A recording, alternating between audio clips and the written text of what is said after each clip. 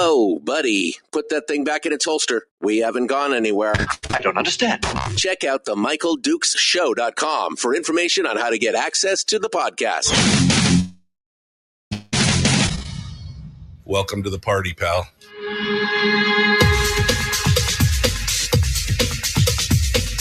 The Michael Dukes Show. The greed and the entitlement is astounding to me. What more could you want from a low-budget radio program? This is a dumpster. That was just BS. It is time to get a new perspective. We know just what you need, and we've got just the cure. Open wide and prepare for a steaming hot cup of freedom. I just don't fathom it. The Michael Dukes Show, streaming live across the world. Baby, yeah, across the world on the internet at michaeldukesshow.com and across the state of Alaska on this, your favorite radio station and or translator. Good morning. It is the Michael Dukes Show, new and improved. That's right, new and improved. Spent a lot of time over the vacation working on stuff, trying to make the show better. Finishing up the studio and doing all the good stuff here. And man, excited about it. It is, it's a brand new year. It is a brand new year and we are absolutely loving it. Got to tell you that little bit of stepping away is just so perfect. So perfect. I just needed that disconnect. And I initially had, it's kind of funny. I initially had planned on getting, you know how it is, get all the work done, get it all out of the way, and then just relax, right? For the remainder of the vacation. And I did exactly the opposite. From Wednesday afternoon onward, I just completely let go of everything. I didn't do a thing. I only did whatever was absolutely necessary until after Christmas. I ate too much food. I hung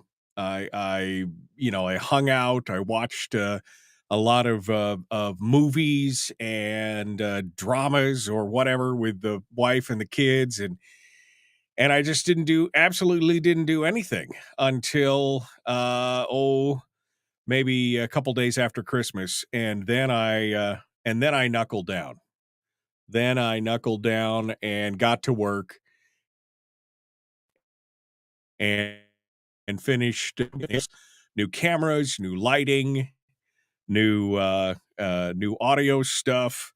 So hopefully I sound better. I look better.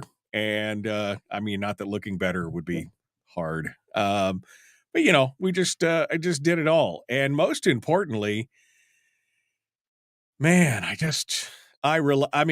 got away from it all.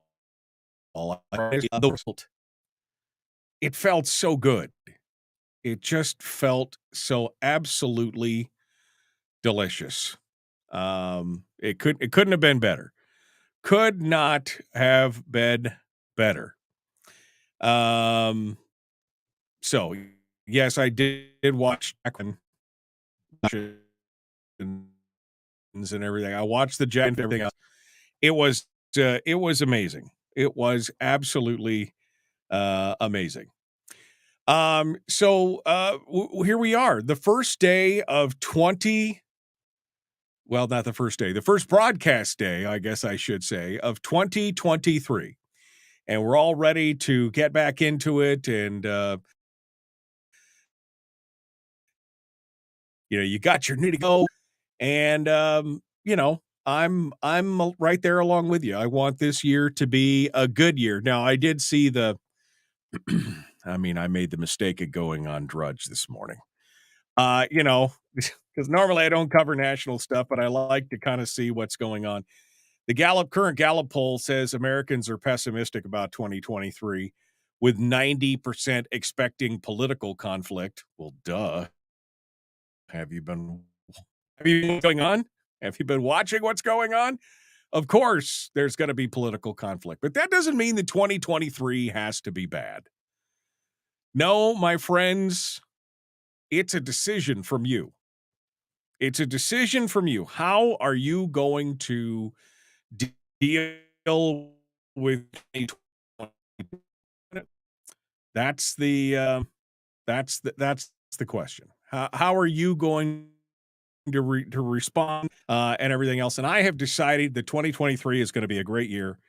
No matter what comes, no matter what goes on, we'll be dealing with it in a good and healthy way. We're going to have a great year, and we're going to start off this morning with Brad Keithley from Alaskans for Sustainable Budgets.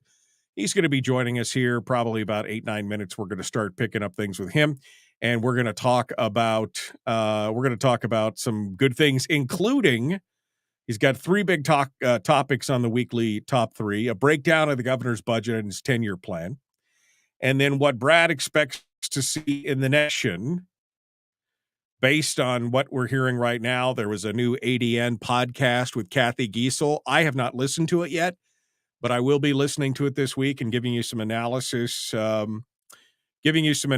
here as well. We'll figure out what's going on with that. And then finally, the final of the weekly top 3 is what the federal lease sales are telling us.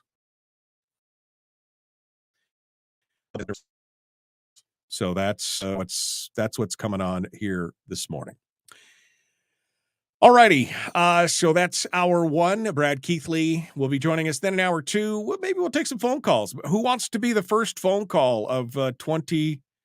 Who wants to be the first phone call of 2023? I don't know. We're going to open up the. We're going to be opening up phone lines and talk with you about, and then be talking. Chris Story, the man from Homer. We're going to get our weekly life coaching lesson from Chris Story. We're going to kind of enjoy ourselves and get a little bit of that feel-good action. That feel-good action of the show. All right. So that's the good stuff. That's the good stuff right there, baby. That is the good stuff, what we're going to be doing. Tomorrow on the program, we'll be joined by Mike Shower. Mike Shower will be joining us for the Shower Hour of Power in hour 2. And we'll figure something else out for the first hour. We'll figure something else out. And then I'm booking stuff already for next week. So it looks like it's going to be a busy 2023, which is important for me as well. All right. Well, some of the new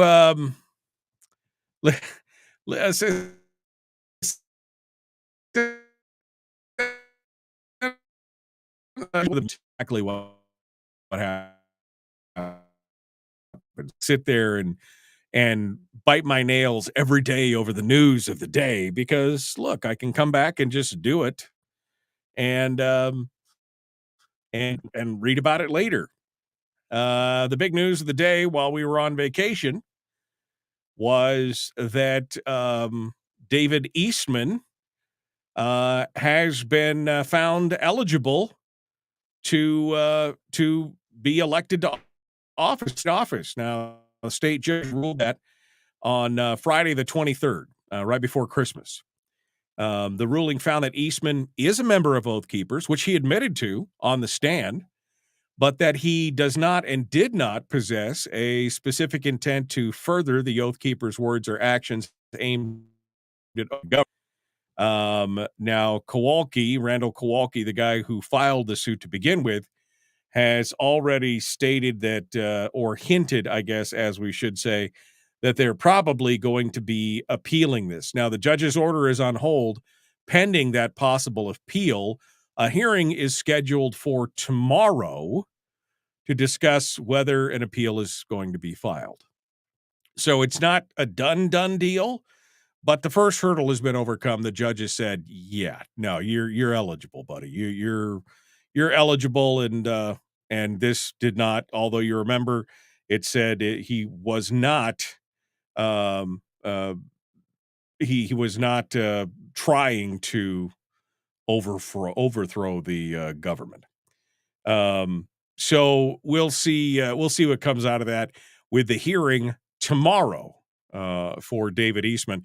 In a related case, the court case against Jenny Armstrong is up and going right now as well. The day before the Eastman case was, initially decided, they were everybody was getting their ducks in a row, and she was supposed to present arguments. The Superior Court Judge Herman Walker Jr. had asked for written arguments by Friday the 23rd, and there hasn't been anything else written about that since then. So I don't know what's going on with that case, but I guess we'll be watching for that as well. And then the other news that came out right around Christmas is that, remember that building in Juneau that the legislature was talking about using as an apartment complex? Well, they're going to move forward with it. And unfortunately, the bill has the cost of it has continued to rise. It started out last year under the initial discussions as $5.5 million for this free building. They were going to have to spend $5.5 million to renovate it. Now the cost has gone up to $6.6 million, and the actual final contract with Dawson Construction, according to Mike Schauer, and I'm sure he'll talk about this yesterday, is worth $8.6 million. So there's some potential pitfalls in this whole thing, and should be interesting to watch, and we'll be paying close attention to that here as we go through. But those are just some of the stories and some other stuff that we can talk about coming up into hour two. But it's time, my friends, to pull the ripcord,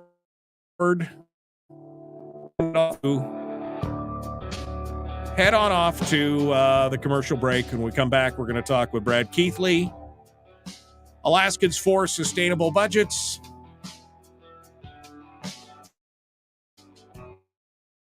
We'll kick the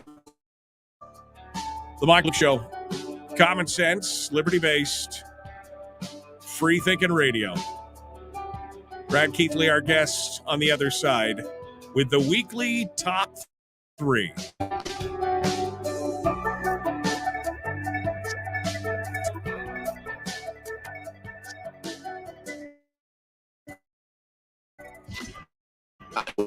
Demand. Oh, and it's free.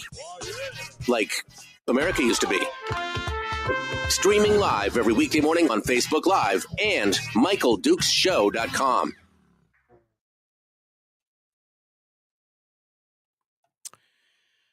Okay. Hi, guys. Streaming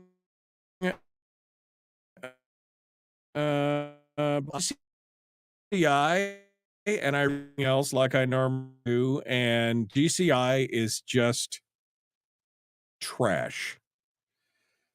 That's I mean, I got a 2 gig connection and I can't even get up and over the threshold. It's like I'm trying to just climb over the windowsill and I can't just dig. What do you think of the new thing? The lighting, the mood, the backlighting, the depth of field, the graphics. What do you think? Okay. It's not bad. It's not bad. Let me go over here and get us. See, this is the other camera. This is the old camera, which is direct head on. Let's get Brad Keithley joined into the old radio broadcast here, shall we? And see what he has to say. Good morning, Bradley. Good morning, Michael. How are you doing? No complaints, my friend. It was a fantastic vacation, and I am ready to. I guess I'm ready to get back into it. Ready to rock and roll again? How about you? Yeah, ready to rock and roll. How was your vacation? Fortunate, very good, and very fortunate. I spent part of it in Illinois and part of it in Anchorage, and somehow I managed to dodge. I traveled the day ahead of the bad storm in the lower 48, and I got here and I came back to Alaska after the roads had been plowed somewhat, so at least I could get from point A to point B. So I'm happy. I've managed to dodge the worst of both places. Yeah, no ice storm for you and everything else. It's Plane, great. Plane was on time. No Well, overnights in the airport. yeah, nobody with guns in their peanut butter. Is that the?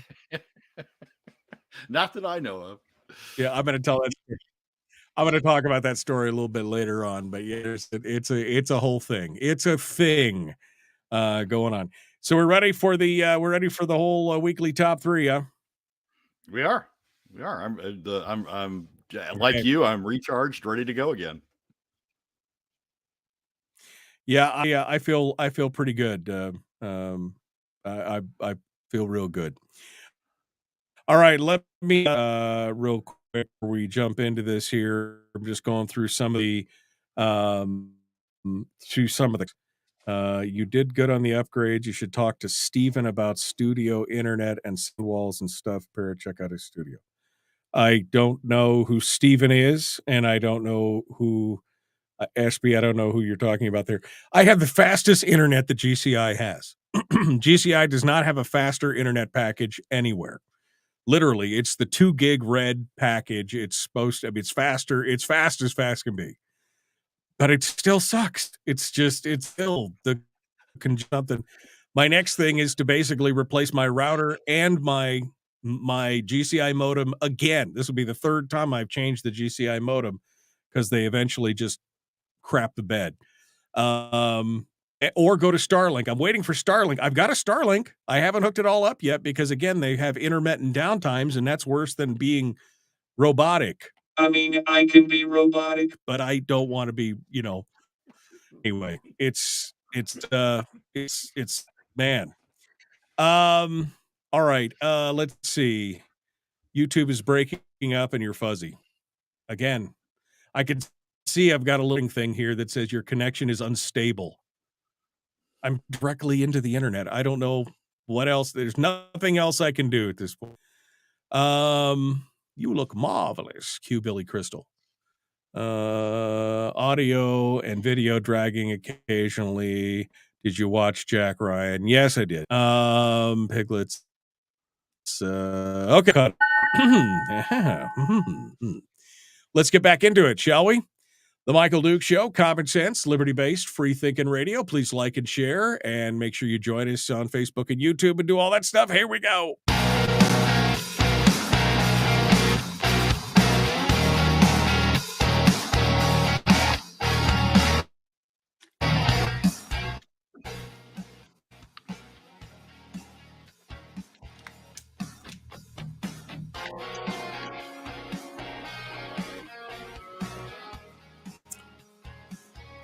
All right, welcome back to the program. Brad Keithley is our guest. Alaskans for Sustainable Budgets.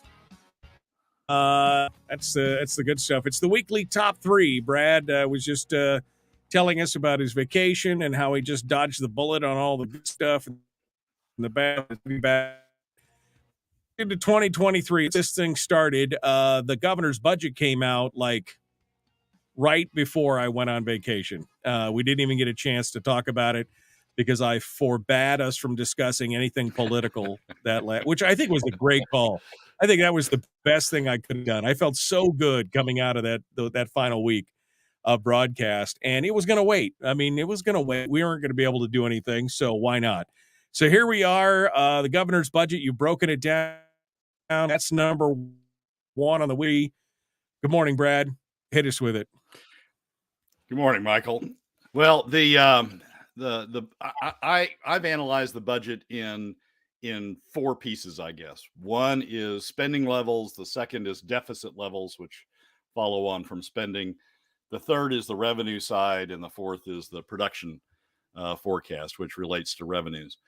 On the spending side, the governor, I think, did a decent job of controlling spending, proposing to control spending for FY24. He has not proposed an increase in K through 12, which I think is going to be the big push in the legislature.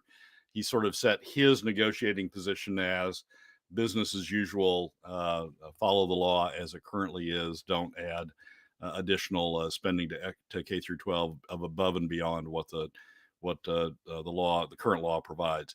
And I think that's probably a good starting point from a negotiation standpoint, because there's going to be a lot of push for increase on K through 12. So the FY24 budget spending side looks sort of okay.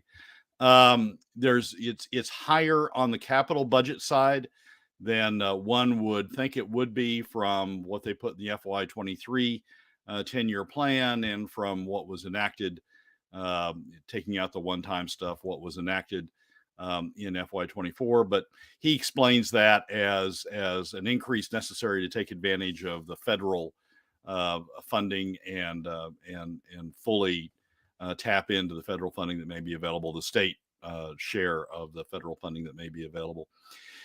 Beyond that, though, when you get into the 10-year plan, and I think the 10-year plan is as important as the proposed budget. When you get into the 10-year plan, it sort of falls apart. The reason it does is he uses an inflation factor of about 1.5%, when the current market inflation factor is 2.5%. When you look at the futures market for inflation rates, what the financial markets are telling us they believe future inflation rates are going to be. So half ish of what the financial markets are telling us. And as you go out in time, that really shows much lower spending levels than really the current programs tell you you're on the path to do. The reason for the 10-year plan is to tell you what the rocks and shoals and icebergs are ahead, is to tell you if you keep going down this road, what you're going to hit, and then give you the opportunity currently to make small course corrections to avoid those rocks and shoals ahead. What the governor does instead, what the 10-year plan does instead, is say, oh, when we get to the rocks and shoals, somebody will figure it out. And instead of making mid-course corrections, saying, look, this program is blowing up into big spending, we've got to deal with that now in order to avoid it being a big problem later. Instead of doing that, the governor just assumes future generations will figure out something and just sort of downplays the impact of spending levels in future years. I don't think that gives Alaskans a good outlook about what they're facing down the road.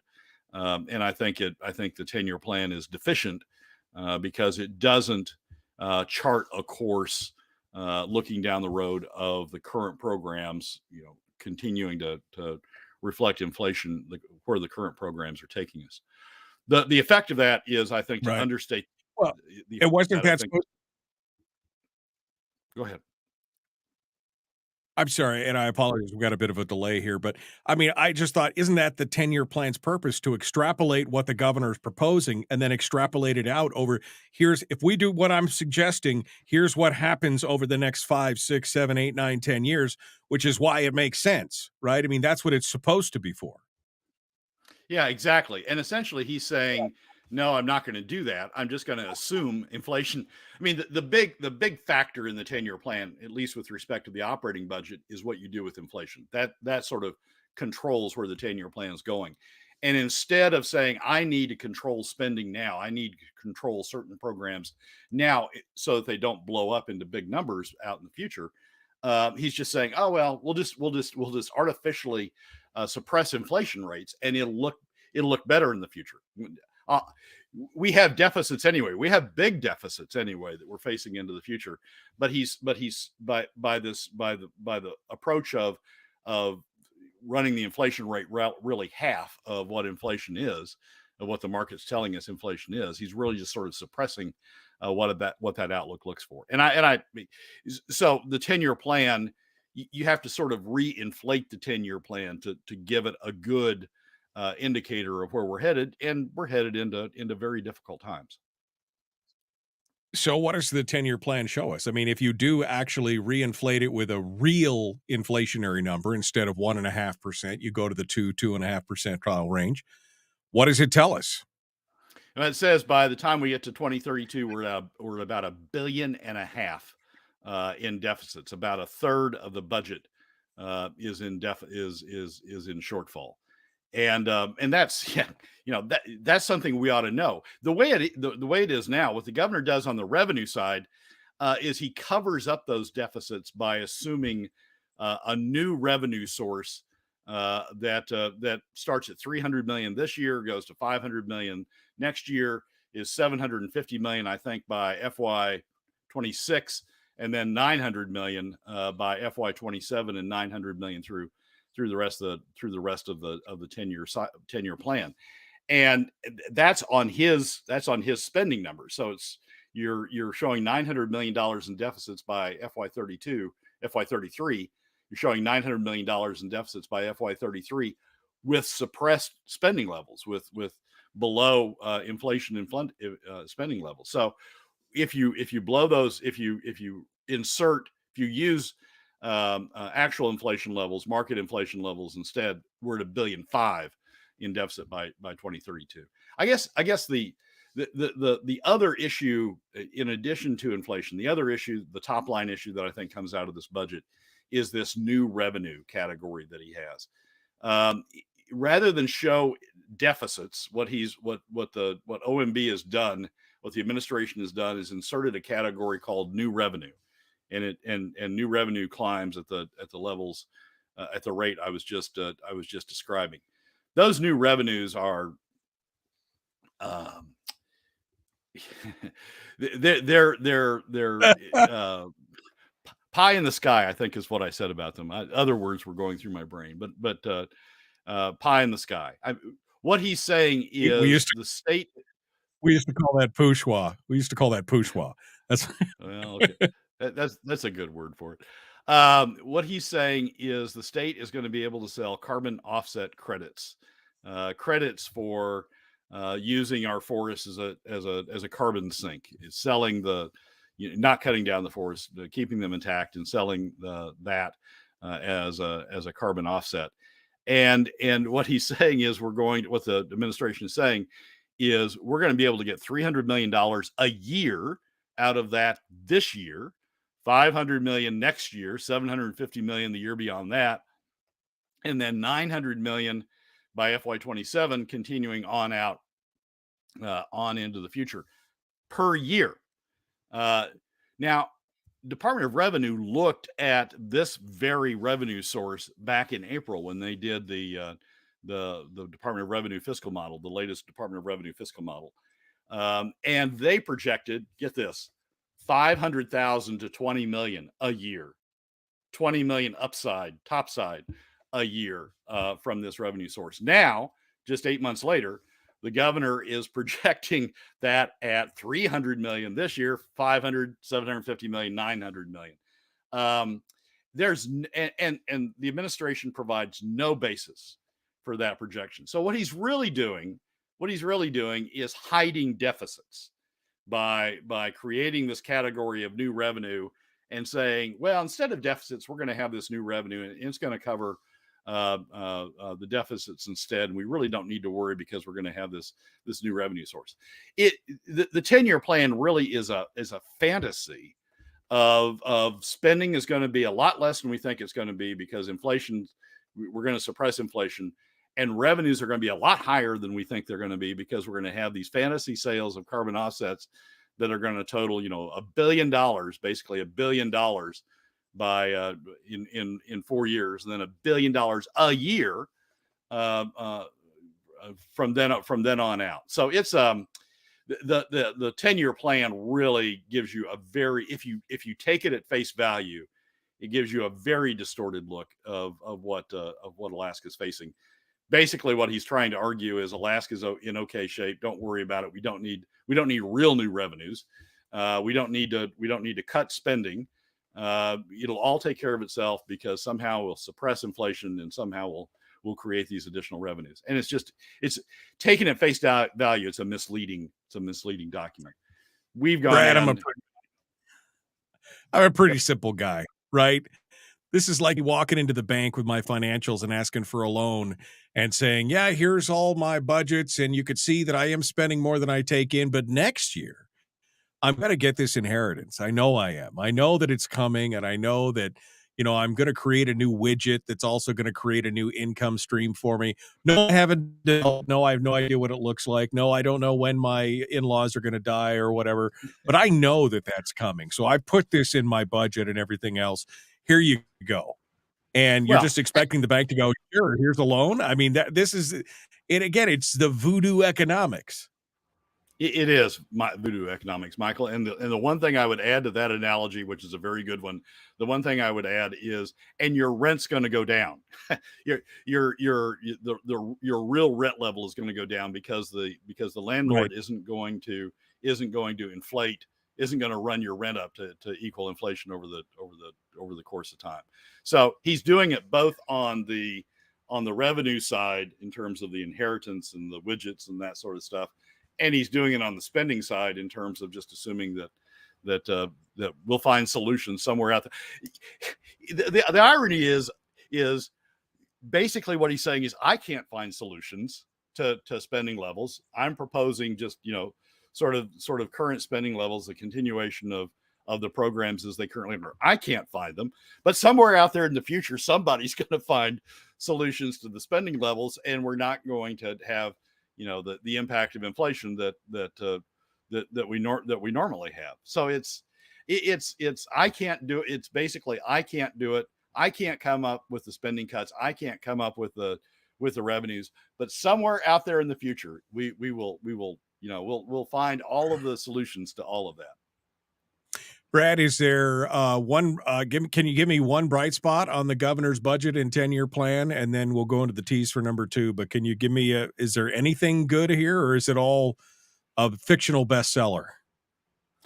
Well, the 10-year plan is all a fictional bestseller. I mean, taken at face value, it's all a fictional bestseller. There's enough in there that you can actually predict where spending's going. You can insert the actual inflation rates that the market's telling us we're going to hit. You can look at what actual revenue sources tell us right now, but it's the 10-year plan is really just, there isn't anything good in the 10-year plan. The FY24 budget, you can say it's good because at least he doesn't start new programs or doesn't expand existing programs in his proposed budget. So he set himself up with a decent negotiating position with the legislature for FY24. But if you look beyond FY24 and you look at what the 10-year plan tells you, he should be, redoing programs right now to make our situation better in the out years, and he's not doing that. So he's not making it any worse, but he's not making it better in a way that we need to be making the budget better to face the 10 years. All right, quick tease for number 2, the upcoming session. I see Kathy Giesel's done a podcast with the ADN. I'm interested to see what kind of nugget she drops in there, but give us a quick tease. Oh, it's going to be the normal stuff that we've gotten used to. It's going to be the legislature's going one direction, sort of regardless of how the House forms. The legislature's going one direction, the governor's trying to go another direction, and the PFD is the thing that's going to get squeezed in the middle. And I'll describe why that is when we get to the next segment. Brad Keithley, Alaskans for Sustainable Budgets. Our guest, it is the weekly top 3. The Mike Show continues. We're coming up right after this.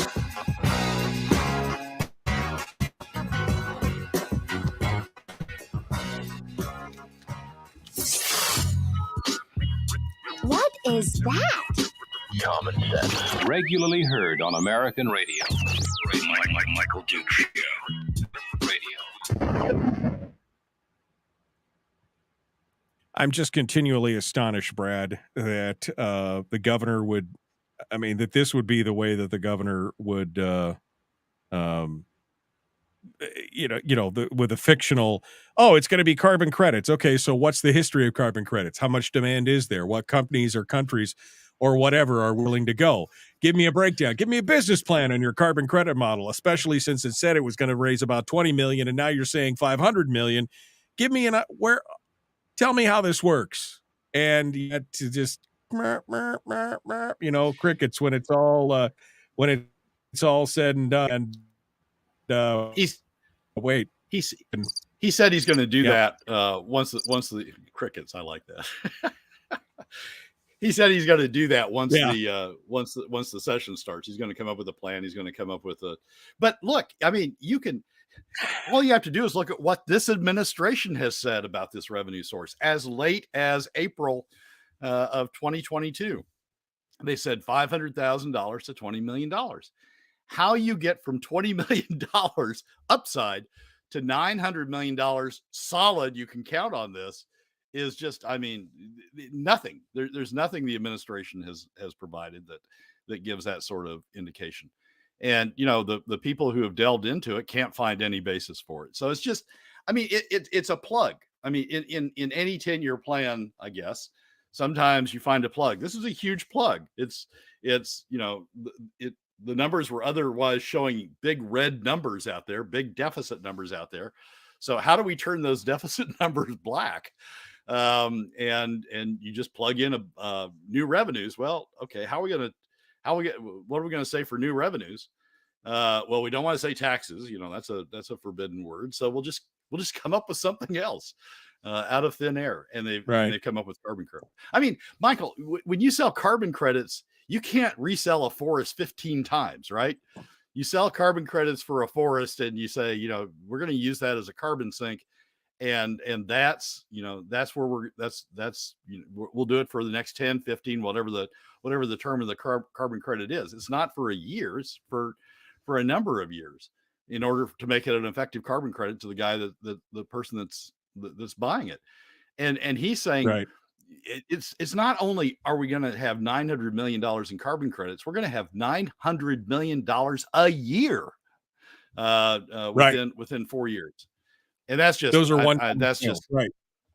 Yeah, those are one-time sales. You can't keep reselling the forest to different buyers because somebody's got, I mean, no, that's my forest. You can't use it for your carbon offset.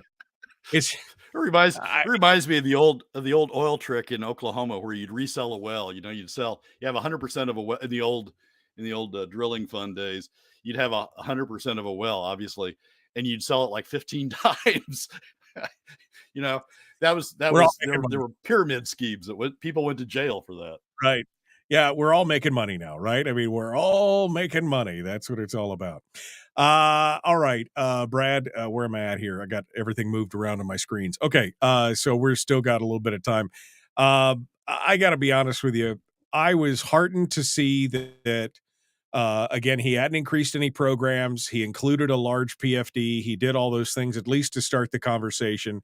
But when I saw that carbon credits and the carbon offsets things, I was like, I don't see anything on how that works. I don't see any explanation on that. To me, that was a huge red flag. But of course, a lot of people just lap it up and are like, okay, it sounds great. We're saved. It's fine. Don't worry about it. Yeah, it's the same thing on the spending side, Michael. I mean, if you use half the inflation rate for the operating budget, everything doesn't look fine because you still have to plug in the carbon credits to make it look fine. But if you use half the inflation rate, spending doesn't look as bad as where we're going. I mean, as I said, that's the entire purpose of the 10-year plan, to tell you where you're going, to tell you what the rocks and shoals and icebergs out there so you can develop plans to avoid them. And this 10-year plan is just not doing that. 3 years ago in FY20, would have been FY21, I think, they did a great 10-year plan. They had different scenarios, and they had a lengthy discussion about the situation we were facing and how we have to deal with that. And there was one scenario 5, which I always go back to, which said we need to do some cuts, we need to do some PFD restructuring to go to POMV 50/50, and we need to do some revenues, some personal revenues. And that felt like a real 10-year plan. This one just feels like, oh God, we got to put out something. So let's put out a fantasy. Let's put out, that somebody controls, not us, but somebody controls spending somewhere along the way. And somebody comes up with new revenues along the way. And so everything looks better, by the time we get to the end of it. It's so painful, so painful. I mean, why can't I just stay on vacation? That's what I'm asking right now. It was so much better when it was all on vacation. Brad Keithley, Alaskans for Sustainable Budgets. We are ready to jump back into it here and continue on. Please like and share the show, like and follow the show page. Here we go.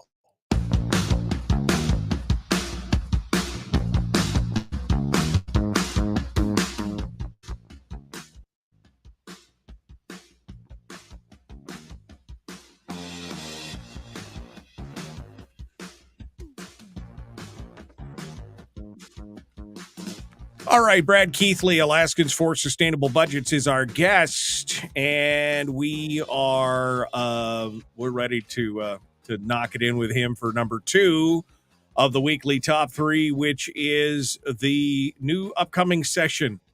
Oh, what does he expect to see? I mean, I guess, Brad, first of all, I mean, I don't know, is the House going to be, a bipartisan, camera? What is it going to be? Or is it bi, or is it straight? I don't know. What is the House going to be, and what does the Senate's democratically controlled coalition mean? You guide me. Give me an outlook here at number 2. Oh, I don't. My prognostication skills are not good enough to predict whether the House is going to form as a coalition or as a Republican-led. But at the margin, I don't think that's going to make much of a difference to the fundamental dynamics of what's going on in the legislature. Even if it's Republican organized, I think there's going to be a pressure to increase K through 12 spending. Certainly, there's going to be that pressure in the Senate. Once you listen to Giesel's podcast, you'll understand that there's a lot of pressure in the Senate for increased K through 12 spending that will roll over into increased university spending, that will roll over into a defined benefit plan for teachers, that will roll over into a defined benefit plan for other state employees. All of which they're going to claim is somehow decreasing state spending by allowing not having the turnover in employees and reducing the amount of salaries that we need to give them, because we're going to have a defined all sorts of mumbo jumbo that essentially is going to give you a lower cost allegedly a lower cost from defined benefit plans. We're going to see a lot of push for increased spending in the House. Even if it's Republican organized, it's not going to be able to push back on all of that. At the margin, it may push back on a little bit more than what a coalition-led House would look like. Coalition-led House probably would combine with the Senate with larger spending packages than what we're going to see coming out of a Republican House. But we're going to see increased spending, pushes for increased spending, particularly in K through 12, sort of regardless of which body forms. Or which way the House forms. And we'll see the governor pushing back on that to some degree, although he's already said when he announced the budget, he said it doesn't have any increase in K through 12 spending, but I anticipate that will be an issue, and I anticipate we'll end up with some. So he was sort of staking out his negotiating position as opposed to saying, no, we're not going to have any increased K through 12 spending. It was sort of like, this is my starting point. You give me yours, and we'll sort of figure out where we're going to go from here. So we're going to be facing increased spending. We're already starting out with a $300 million plus deficit, even in this budget, right, because the 10-year plan covers that with $300 million in credits the first year. Because the administration has not come forward with a realistic revenue plan, what you're going to have then is increased spending against insufficient revenues to cover not only increased spending but current spending. a built-in deficit that you're starting with. And you're going to find the same thing we've had the last few years before the run up in oil prices. But you're going to find the same thing we had, which is increased spending, motivation for increased spending against short revenues. And what's going to get crushed in the middle? The PFD. And that's going to continue to be the case until the administration comes up with a realistic revenue plan. The legislature, I don't think, is going to move forward on a revenue plan until a realistic revenue plan, until the administration comes up with a realistic revenue plan. And because they're not going to repeat the situation of last year, which is they pass a tax only for it to be fodder for the governor to make headlines by vetoing the tax. They're not going to go through that effort and take the slings and arrows of passing a tax only to have it vetoed in the end, for it to be used for a press release by the governor. So we're going to continue to have the pressure for increased spending. This year it's going to be K through 12. It's going to be defined benefits. It's going to be increased university spending, and a lack of revenues to support that. And so the PFD is going to be the thing that gets crushed in the middle. And that's just, I mean, you can see it coming. You can see it in Gary Stevens' statements immediately after the budget was released, saying he thinks the PFD is too high. You can see it in other comments that have Giesel and others making comments that the PFD is too high. Well, the PFD is the current law PFD, and they're not talking about actually changing the current law. They're just talking about ignoring the law again and using the PFD as the grease that sort of ultimately lubricates the budget getting put together by being the way that the revenue source, PFD cuts being the revenue source that balances the budget. And once again, I'm picking up the theme that we had last year. All you're doing when you do that is saying that middle and lower income Alaska families are going to be the ones that ultimately have to fund the budget, because the top 20% is using techniques that enable them to dodge paying. The oil companies are using techniques that enable them to dodge paying. So that you can get into the nitty gritty of pieces of legislation and say it ought to be this as opposed to that. And I'm sure we'll do that in the coming weeks, in the coming months. But big picture going in is increased spending against insufficient revenues, 300 million to start, 300 million deficit to start, that will grow as the increased spending gets layered on, and the PFD will be the thing that ultimately gets used as the grease to make the budget fit. Does the governor get any credit for starting at least with a high PFD, or does that just give them more of a buffer to spend? I mean, what do you say here? I actually don't give the governor any credit for starting with a high PFD, because he doesn't have a realistic revenue side. I mean, he's essentially saying, look at me, I get headlines by proposing a high PFD, but I've not put together a budget that supports that PFD. I get headlines for proposing a current law PFD, but I've not given you a budget that has the revenues that supports a current law PFD. So it's misleading, really, to claim that he's got a full PFD in this budget, because he doesn't have the revenue base on the revenue side that can support the spending levels that we're headed toward.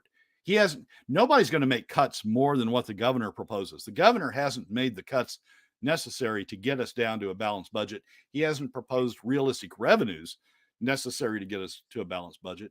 So you can say that you're proposing a statutory PFD, but there's no way you get to it on the budget he's actually proposed.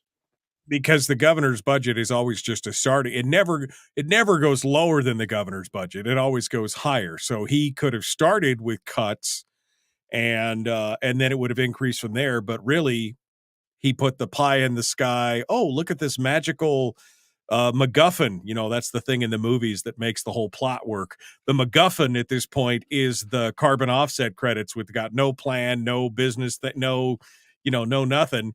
And but no cuts either to make it work. And, like you said, just grabbing the headlines with a high PFD. Yeah, it's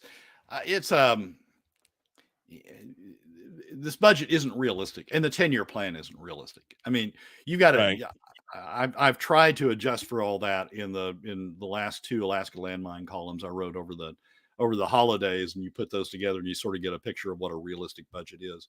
But this budget's just not realistic. It's a head. I think you said it correctly. It's a headline grabbing. Look at all the good things I did, but not a realistic plan to get you to those headlines. Not a realistic plan to get you to a full statutory PFD. Brad, we got about 2 minutes here. Can you give me a quick synopsis of number 3? Yep.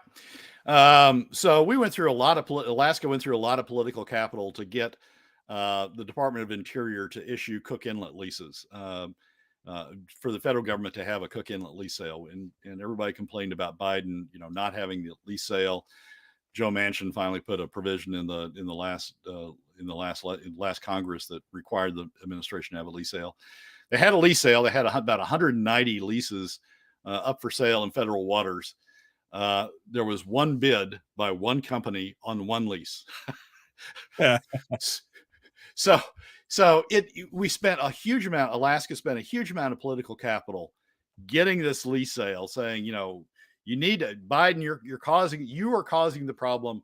We need to have these lease sales. We need to get the opportunity out there for people to invest, to develop additional oil and gas. The administration has the lease sale, and they get one bid on one lease out of 190. So the credit, it's the boy who cried wolf, right? Right. The credibility of Alaska on these lease sales is just getting lower and lower and lower. ANWR, we had the lease sale up in ANWR. We had a limited number of bids. Everybody's dropped out except the state, who wants, for some reason, to continue spending money on the leases that it bought up there. We spend all this political capital to get the Cook Inlet lease sale, and we get one bid out of 190. So we're using up our political capital for things that aren't realistic. Right. Well, we'll get a little more detail on that over the top of the hour from Brad. Meanwhile, Brad Keithley, thank you so much for coming on board and joining us. We appreciate you being part of it. First guest of 2023. I don't know if that's auspicious or portentous. Those are the big words for the day right there. Brad, thank you so much. Michael, as always, thanks for having me. Folks, we got more coming up. Hour 2 dead ahead. A few phone calls, maybe. We'll take some calls from you. And then Chris Story with our weekly life coaching lesson. We return in just a moment. The Michael Duke Show, Common Sense Radio.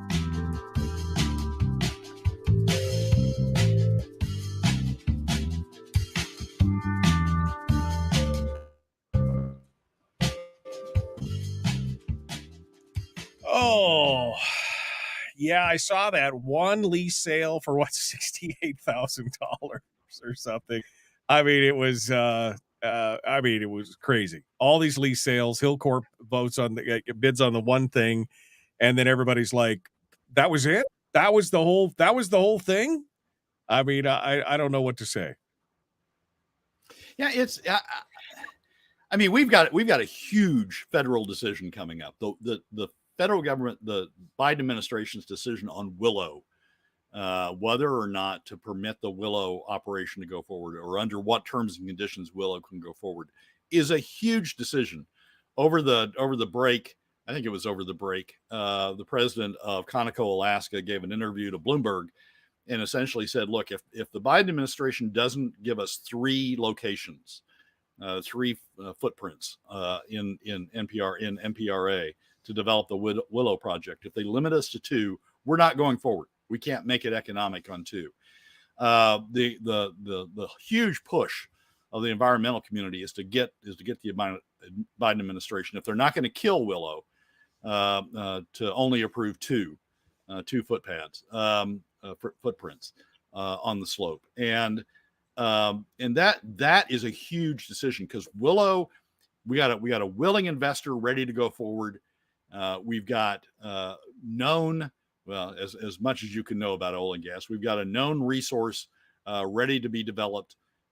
We've got Conoco a big corporation willing to back it up, willing to make the investment, willing to enter into the contracts to get it developed, ready to go forward now, ready to go forward this winter. And now the Biden administration is saying, we're going to push the decision off until March, maybe not really get a final decision until May. And so Conoco's sitting there, Alaska's sitting there, just sort of really, this is realistic. We need to go forward with this. And then we're burning political capital all over the place in the meantime on Cook Inlet. We spent all this political capital to, banging on the Biden administration for not going forward on Cook Inlet. And so, we finally put into the legislation that you've got to go forward with Cook Inlet.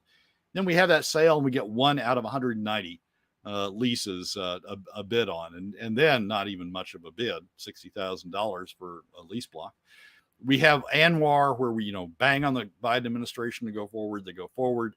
And then now everybody's dropping out, except for the state of Alaska. And frankly, the administration's doing that for political purposes, just to keep that issue alive, to retain the ability to bang on the Biden administration more and more and more. Instead of concentrating our political capital all on the thing that we know that's realistic, that we can deliver on, that will give us oil and gas, that will give us investment, that will give us increased throughput on taps, that will extend the life of the North Slope by bringing on new oil, new fields, and new developments. Instead of concentrating all of our political capital on that, we're spreading it out on all of these other things that aren't realistic. I mean, no one that I know of had ever said the federal waters and the Cook Inlet are critical to oil and gas development. It was always like, yeah, maybe someday we'll get there. But no one has ever said, I really want to put a lot of money into federal waters and the Cook Inlet. But we put all that political capital into federal waters and the Cook Inlet. And now we just sort of look like, I don't know. We don't come out of this looking very good, having spent all that political capital for that lease sale. So hopefully we get a good decision out of Willow, but we've sort of undermined our credibility a little bit with this whole with the whole Cook Inlet lease sale situation. Well, we'll have to see what it has. I mean, obviously, we could have waited for a better time, but it was an election cycle, and somebody needed to pad their resume and say, "Look what we did for you." So, I guess not a surprise at this point. Brad, what are you looking forward to this next week here? We got about a minute and a half. Oh, we ought to get more statements from legislators about what they see going forward. We ought to get more reactions to the PFD as people start getting ready. We ought to have more analysis of what's in the budget. We ought to have more people looking at various components of it. And I think we're launching into the budget cycle now, and we'll start seeing bits and pieces. I don't think we'll see the administration's proposal for what these carbon credits are going to look like. In fact, I really sort of wonder if we'll ever see that. I mean, the Dunleavy administration has in the past announced programs like, remember gambling? We were going to have a gambling bill. Yeah. Well, I remember going to have that state lottery. We'll do it. And what? It went away. And then it just never showed up. We paid a consultant some huge amount to get a bill, and then it never showed up. So I'm really actually wondering if we'll ever see the carbon credit bill. Well, it's I guess it's reassuring in some way to know some things never change, Brad. I come back from vacation and we're still facing the same problems that we always have. At least we know that that'll never change. But I don't know. Look, we got to have a glad heart. We got to keep fighting a good fight. We got to keep pointing out when people are being hypocritical or when things are again just for show, which I think a lot of this is kabuki politics, really, more than anything else. And I think we just need to keep calling it out. We can't go weary in well doing. So we'll do what we got to do. I agree, Michael. We need to know the reality we're dealing with, and we need to understand what we're facing. I mean, let's be honest. We're facing PFD cuts. Whatever the governor said in his press release, we're facing additional PFD cuts because we're not getting spending under control and we're not coming up with realistic substitute revenues. And that's bad. We're pushing the burden of middle and lower income Alaska families, and that's bad. Okay. The chimes mean time to get ready to go. Thank you, Brad. Appreciate it. Thank you for coming on board. We love having you. We'll see you next week. Okay. Michael, as always, thanks for having me. Have a good week. You bet. I appreciate it. Thank you so much. Brad Keithley, our guest for Sustainable Budgets. All right. You ready already? Let's get this. Let's light this candle. Here we go. Common Sense Radio.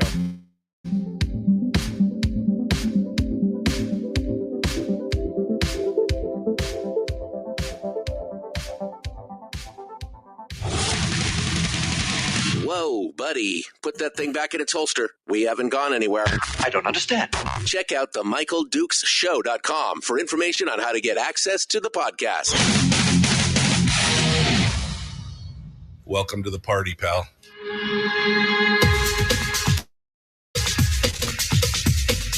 The Michael Dukes Show. The greed and the entitlement is astounding to me. What more could you want from a low-budget radio program? This is a dumpster fire. That was just BS. It is time to get a new perspective. We know just what you need, and we've got just the cure. Open wide and prepare for a steaming hot cup of freedom. I just don't fathom it. The Michael Dukes Show, streaming live across the world. Yes, world on the internet at michaeldukeshow.com and across the state of Alaska on this, your favorite radio station and or FM translator. Good morning, my friends. And it is hour 2 of the big radio show. And we're diving in. We're ready to go. We're going to get on board with this thing. Just finished up with Brad Keithley from Alaskans for Sustainable Budgets. And Brad had some, there was some bad news and bad news situation, wasn't it? It really wasn't. There wasn't a whole lot of good news on that one. More of the kabuki theater that we're expecting to see from the governor and from the legislature. And I guess we're just going to have to wait and see what goes on there. I've got some news stories for some of the things that we missed over the Christmas break. And that we it's going to be Chris Story, the man from who's going to be joining us and coming on board and talking with us, giving us our weekly life coaching lesson. But before we get into any of that, let's do some phone calls. How about that? Oh man, brought to you by our friends over there at Satellite West. You can find them at satellitewest.com. And aboard and helping us out. Phone lines are open now at 907-433-3150. Who is going to be the first caller of 2023? Let's see what folks have to say.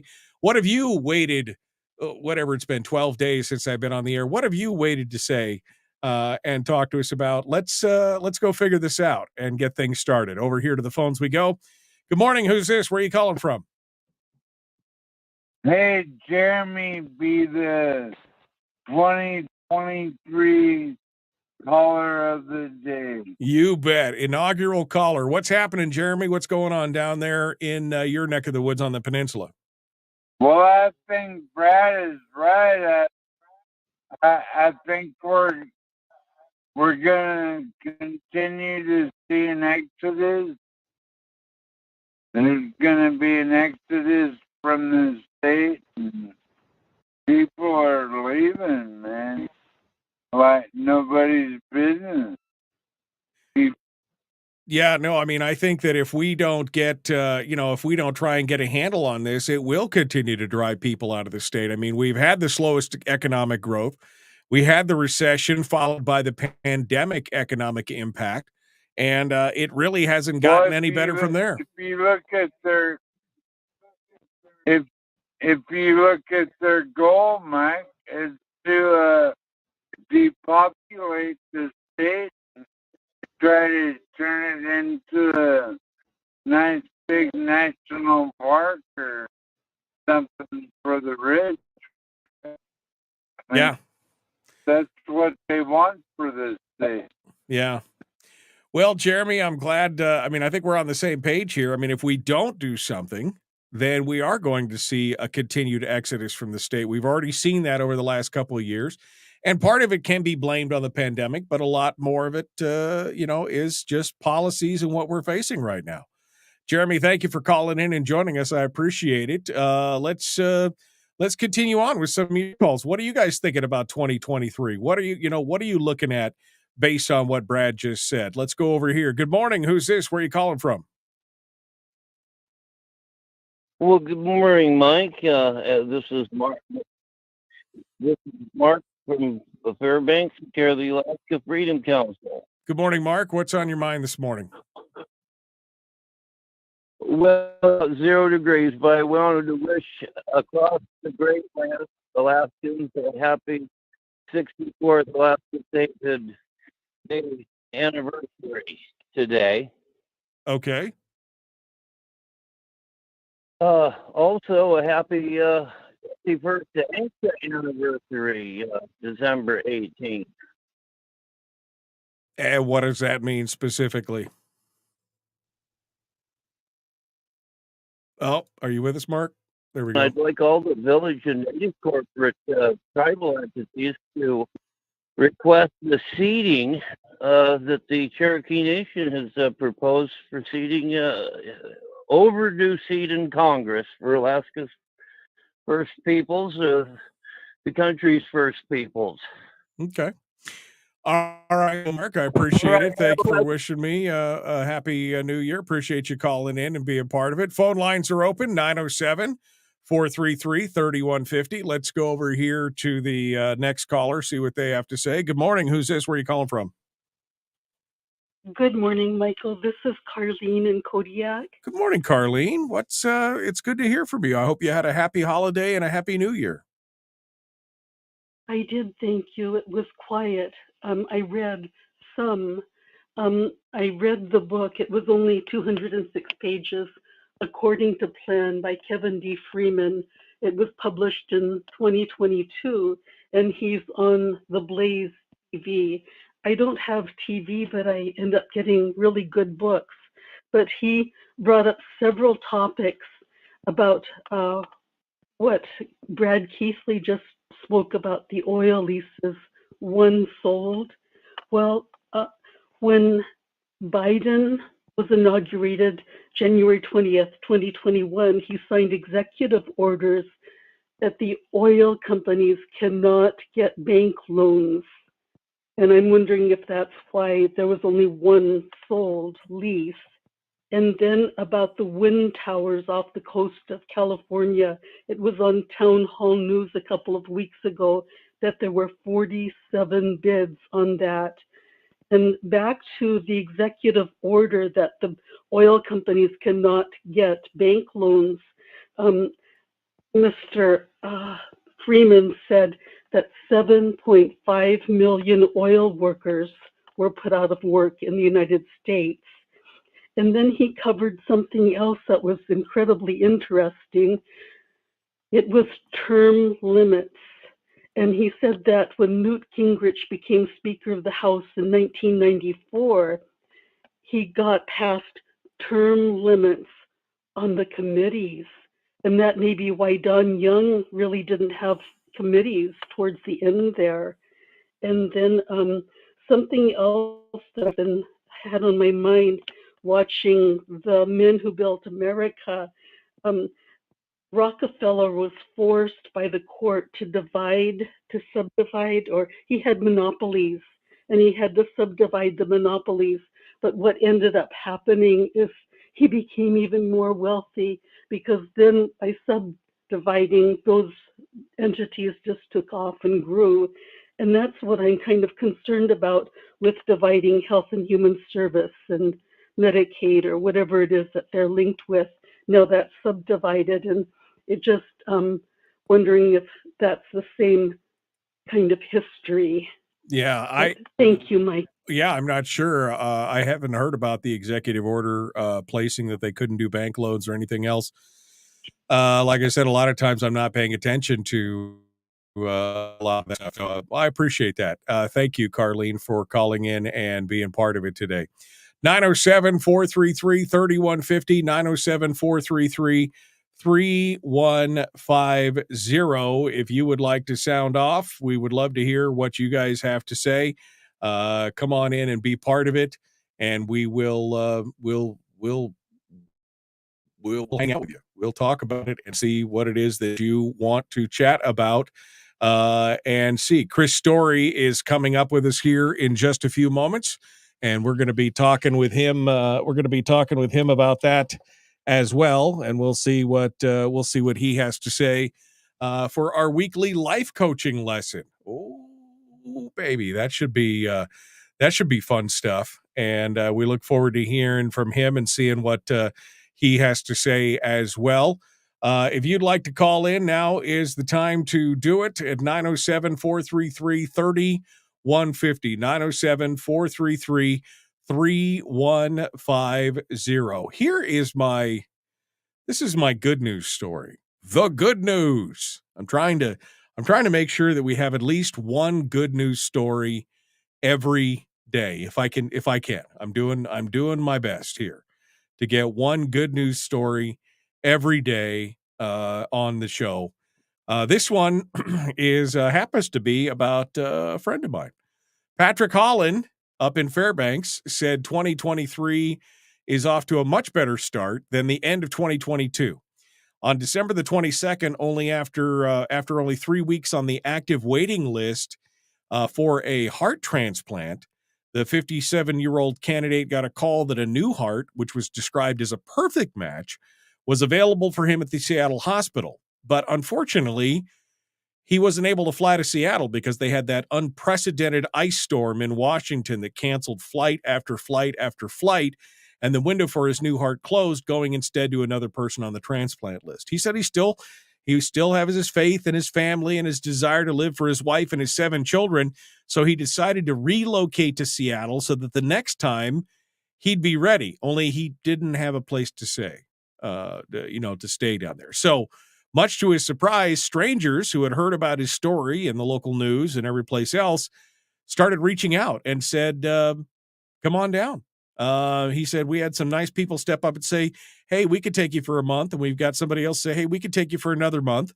So we'll just see where that takes us. And he says, I think I'm going to be fine now. He said for him, it's odd to be asking for help when he's more used to giving it, but he says that he feels blessed by people's generosity. He made a promise to whomever his donor might be that he will put his new donor heart to good use. And he said, definitely going to chase after my kids. And of course, my wife too. I'll go back to shoveling snow for seniors, chopping wood. I'll do everything that I can, everything that's been taken away from me for sure. So good news for Patrick and exciting stuff. I mean, that is amazing. That is some great stuff. Very happy to hear it and glad to hear that Patrick is back on board there, ready to go. All right, we got time for one final call here before we go to break. Let's go over here and see what you have to say. Good morning. Who's this? Where are you calling from? Good morning, Mike. It's Mark, 2023. I'd like to see the tribal entities in Alaska give God thanks for the pre-1741 recognition retroactively in 71. ANCSA, the land-based traditional claims that we all experienced, of course, growing up here. It's a unique providential viewpoint. All right. Well, we the people of Alaska, grateful unto God. Thank you. All right. Thanks, Mark. I appreciate you calling in. Half the time I don't understand what he's talking about, but that's fine. That's okay, because that takes us right up to the break. And we're ready to jump into it here. The Michael Duke Show. Common sense, liberty-based, free-thinking radio. Chris Story is up next with our weekly life coaching lesson. That's all dead ahead right here. The Michael Duke Show. Common sense, liberty-based, free-thinking radio.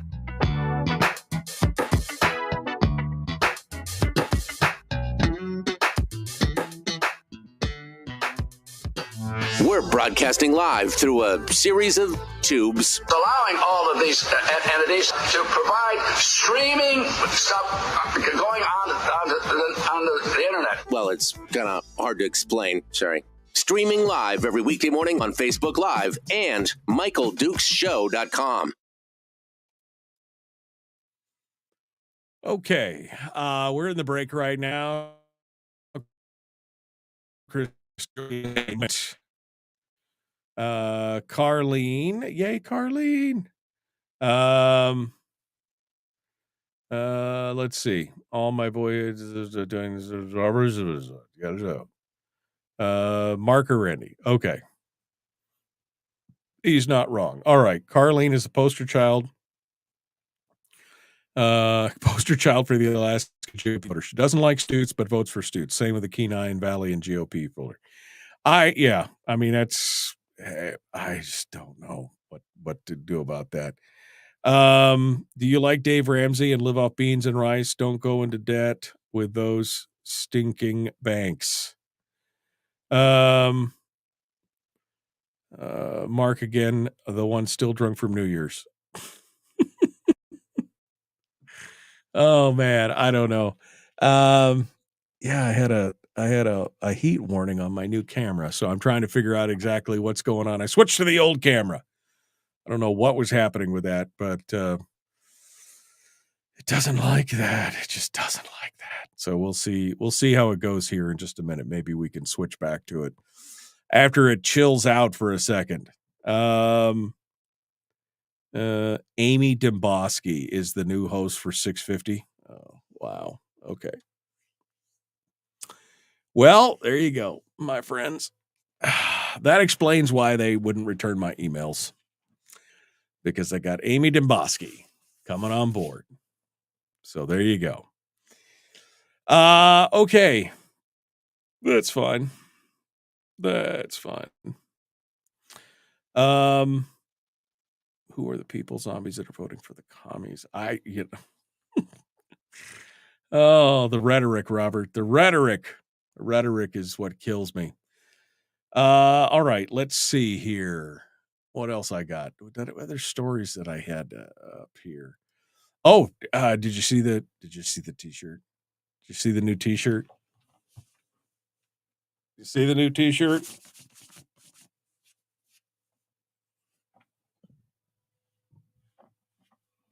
Look at that. I love it. I got it. They're going to be up for sale. That's the one thing I didn't get done is I didn't get the website finished. I know some of you have been waiting for the website to be finished so that you can buy coffee and t-shirts and all that stuff.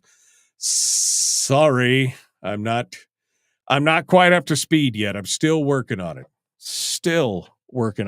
But we'll be done with it here pretty quick. Hoping here within the next week or so. I had to take a break, man. I had to take a break for the vacation. That's what happened. It is what it is. Anyway, nothing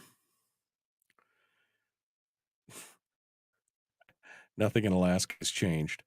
All right. So what else did you guys get done over the Christmas vacation? Did you do anything special? Did you get any projects done, or did you just hang out and relax and be like, "Ooh, I am so done with everything"? I was kind of feeling that so done thing, just quite honestly. All right. Let's see if this thing works. Hello. This thing? Are you talking about me? I'm talking about you. Yeah.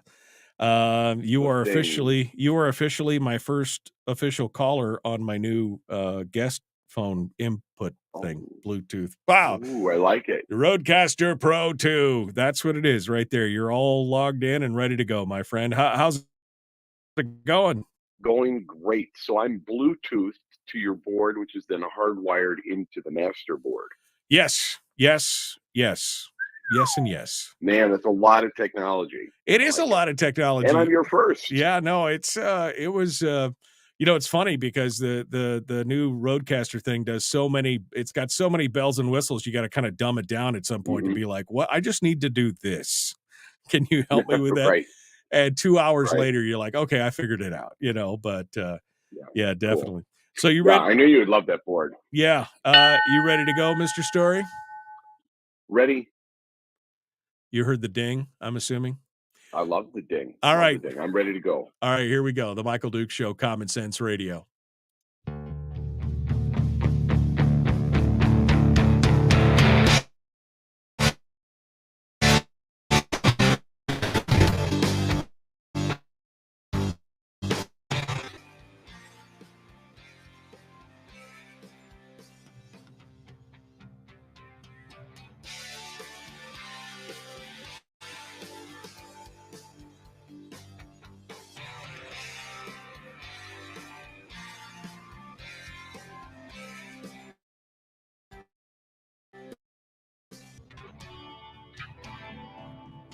Okay, you ready to chit chat with Chris Story? Let's do this thing. Story, the man from Homer, joins us this morning to talk about pottery, positivity, and how not to become a nihilist. I don't know what that means, but let's figure it out together, shall we? Chris Story, our guest. Good morning, my friend. How are you? Happy New Year, Michael. I'm on top of the world. I knew 2023 was going to be great. I just didn't know it was going to be this good. Just this good. You're excited about it. I mean, how? I am. Yeah. I am. So what's happening? What's happening? Are you did you enjoy yourself over the Christmas break? You ready to go? What's tell us what happened. A lot of nothing, which is I think which is what break is about, right? But there's some good things, business wise, family wise, health wise. So as I look at the different metrics of life these last couple of weeks, Michael, the one thing that's been missing, of course, is you.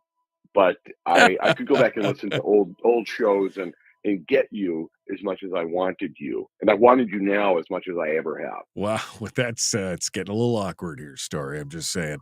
But I mean, I missed you too, man. It was that positivity is some important stuff. I mean, I love it. Ed, did you discover anything about yourself on Christmas? Did you find yourself? What was the deal? No, I went missing. All is good. My brother and sister-in-law came up, and so we've been just spending an inordinate amount of time as a family together. All of the different generations. It's been great. Been really nice, and some really quiet yet reflective and busy times all at once. Sort of a paradox, if you will. Right. But very happy to be here with you again. I wanted to talk to you today about the price of change. The price of I mean, I thought for sure you were going to jump into something about resolutions in the New Year's and everything else, but no, you're going right for the hardcore stuff. The price of change, because there's always a price. Speaking of resolutions, one of my favorite quotes from Mark Twain is something to the effect of, this is the time of year, this is the week, like he's referring to this week in particular. This is the week for making new resolutions. Next week, you'll have time to begin paving the path to hell with them. Okay. I mean, that makes sense. Mark Twain. That's Mark Twain. You got to love the guy. All right. So the price of change. I've been spending the last couple of weeks focused on two books. I'm kind of reading a multitude of books at once. For some reason, if you just looked at my sideboard table here in the library, I think there's quite literally 10, maybe 12 books stacked here. But the two that I've been focused on the most this last couple of weeks in preparation for this new year, which is arbitrary, but why not? You got to pick a date to reset and recalibrate. So why not make it the calendar year? Why not make it the new year? So I've been rereading two books, and I'm going to recommend you put them on your list, Michael, and get them immediately. They're U Squared by Price Pritchett, and then The Quantum Leap Strategy, also by Price Pritchett. They're 35-page books. Use right? Squared. Is that what you said? Use Squared? Yep. You got it. Price Pritchett, 2 T's, Pritchett. And he writes these little manuals or handbooks. So you don't come fully equipped with a handbook. Nobody gives you a guide to living at birth. These are about as close as you're probably going to get if you're ready to become somebody new in this year. So if you really want something new, do something new, become something or somebody new, these are the little manuals that will actually help jumpstart you. And like I say, the 35-page books, so you could sit down and read it in 20, 30 minutes. You could take a month to read it a page at a time. Really tightly packed little books. Anyway, so one of the things that Price Pritchett talks about in another work of his is change, because he's an integration strategist, such that if you have two large companies merging, he'll help you integrate the two. And he said over the 35, 40 years he's been doing this, he noticed a formula when it comes to change, that 20% of the people are going to be gung-ho about the change. 50% of the people are just half-hearted, doubtful, but don't really care. And 30% are going to be pure resistance, negative, pessimistic, trying to drag the boat down. Well, he said it's the same individually. He's noticed that you and I, when we set out to change, about 20% of our mindset's going to be positive towards the change, gung-ho and excited about it.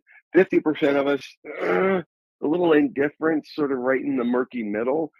And then 30% of our mindset is going to be, this is never going to work. This is stupid. Who am I to think I could and should change? Why aren't I just satisfied with who I am? Maybe, that danger zone of resistance. Right. So if that's true, and I think it is, 20% that's moving towards what you want already. You don't even have to think about it. It's already preordained, predetermined. That's the success part of your mindset. So if you focus on the other 30% that's negative, 50% of your time is wasted in energy there. Why not focus on just moving the middle? Why not just focus on that little bit of indifference and move it towards being more positive? You might end up with 70% energy headed where you want to go. So Does that make sense? So so what you're saying, it's a matter of just analyzing it and, I guess, deciding. Is that what you're saying? I mean, to weigh the pros and cons, or what does it take? Well, I think what I'm actually saying is to take Price's formula and ignore the 30% resistance. Notice it, but ignore it. It's a little bit like a relative that's spouting some, I can't believe they're talking about this at the holiday party. Their intestinal difficulties. They're talking about what we're eating dinner. What are you doing? Notice, but ignore it. Don't pay attention to that 30% that's negative and pessimistic. Just ignore it. Now, I'm saying notice it because I want to be realistic. Don't pretend it doesn't exist. It does exist. Notice it. And when you do notice it, you're going to, you know what? That's not the majority of the way I think. The majority of the way I think is either 20% gung-ho, 50%, a little indifferent. I'm going to encourage the indifferent part of me to move towards the gung-ho.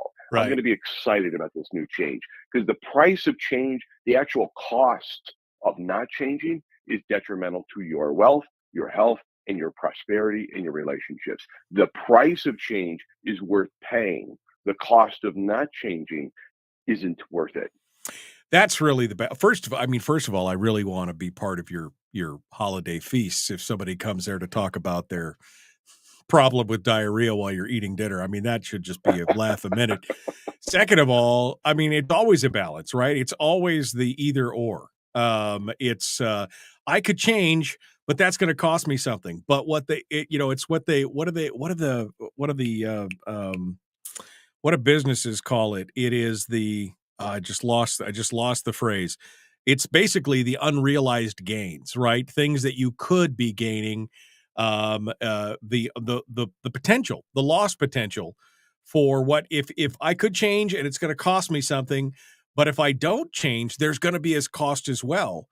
And you have to you have to game that. You have to game that out as well, right? I mean, because it's the unrealized gains and the unintended consequences of not doing anything.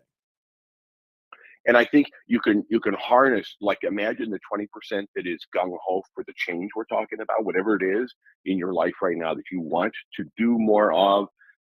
Harness those horses. Imagine there's a couple of horses. You're going to harness them, and they're going to let them drag you over into the finish line with the majority of you that might be a little indifferent to change, or a little bit not quite sure. I like the idea of being half-hearted, because it's not negative. That's only 30%. 50% of your mindset is just, we'll see. That's easy to change. That's easy to persuade. And you do it by programming messages into your mind. It can be one thing I've been studying recently is this idea that if you take a picture, and I don't mean digital, I mean a physical picture. So even if you go print it out and paste it somewhere in a notebook or the back of a book or somewhere, and as you think about the change you wish to make, you trace the picture with your finger physically. And again, excuse me, not digital, but you want to do this in an actual physical paper and just trace that image of what it is you want, the change you seek to make, the thing you want to get, do to become. If you do that, you don't have to think. If a mantra sounds too woo-woo for you, don't worry about a mantra. Literally just look at the image and trace it with your finger, and you're indelibly marking your subconscious mind. You'll begin to work towards it and for it and encouraging and squeezing that 50% that's indifferent over into the positive side of your mindset. And this is only if you want to make a positive. You don't do it. Chris the man from Homer. I love HomerAlaska.com. Chris, I mean, at the root of this, and I always like to try and bust it down for those of us who are, following along at home. But at the root of this, isn't this about analysis? I mean, don't we have to analyze where we're going? And don't we have to have a plan? Don't we have to have at least, maybe not a plan, so to speak, so that we can write down and understand what the price is? I mean, isn't that, first steps, shouldn't it be to analyze where we're at and look at where we want to go? I agree. I think determining where you want to go, creating the destination in your mind first, and then ignoring but noticing the 30% that's going to immediately start to drag you down. I heard it a little bit like a rowboat, and you're dragging an anchor. You cannot see it, but you're dragging it. But that's only 30%. That's the minority of your mindset. And so you've got your destination and you're going to move towards it physically. And I think it does require doing something in the physical world beyond just thinking, because as soon as you take action, once begun, your job is half done. Take some action, even if all it is to print out something that is emblematic or representative of what it is you want to accomplish or become, and then physically look at it, trace it, and repeat a mantra in your mind. If you're willing to go that far, repeat a mantra in your mind that is positive and affirmative and already present in your life. I am happily enjoying X dollars extra income. I'm happily enjoying my physical health. I'm happily enjoying being in positive context. You can't help but get further towards your goal. You will, whether that 30% resistance is going to hang on and drag behind you. At some point, you'll begin to lose that 30%. It'll start to even squeeze down to maybe 10%. But we all have a bit of pessimism in us. We have a natural instinct to be wary of anything new, because that's tribally speaking, going back in time, this is part of being part of a society, not being left behind, not being the tall poppy, kind of fitting in, conformity. But that's also very dangerous to stay too close to that 30%, or I'm going to let it control me. Nope.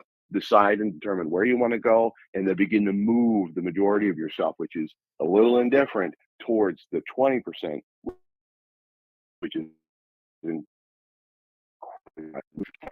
and more than that, you deserve it. Because again, the one thing that we can control in our lives is how we react to pretty much everything: situations, plans, ideas, change. That's the only thing we can. That's the only thing we can address, right? It's the only thing that we can deal with. So it's a new year. Make it a new day, yep. And you can become a new you, whatever Absolutely. it is you want. .com is his website. He's written a book called The Backyard Millionaire, which is pretty fantastic, I must say. Really well done.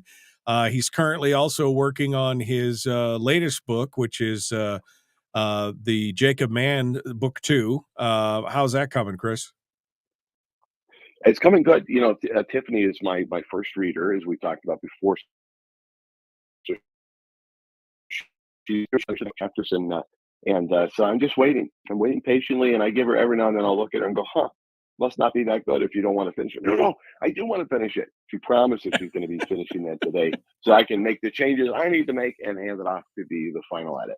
All right. Well, but good. It's exciting. It's an exciting book for me in particular because it's one I actually placed in Homer.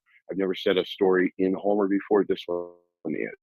Well, I look forward to reading it, and I look forward to narrating it as well. The first one was a lot of fun, and you could find Chris's stuff up at his website again. ilovehomeralaska.com. You could find it on Amazon, on Audible, The Backyard Millionaire, his other book, Born to Live, The Making of Man. I can't wait. I can't wait, my friend, to see what else you bring to the table. So I appreciate you. Thank you. That should be the price of not changing as well. So it's one or the other, right, my friend? You got it. There's an opportunity cost no matter which way you go. Yeah, absolutely. All right, Chris Story, the man from Homer. Thank you, sir. It's good to talk with you. Appreciate you being part of it today. Thank you, Michael. Happy New Year. Happy New Year to you, my friend. Folks, we got more, and we are ready to continue hour 2, the final segment. Up next, The Michael Duke Show. Common sense, liberty-based, free-thinking radio.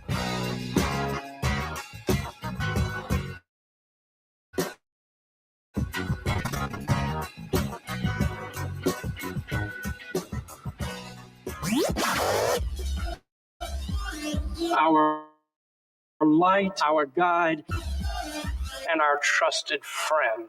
Michael Duke Show.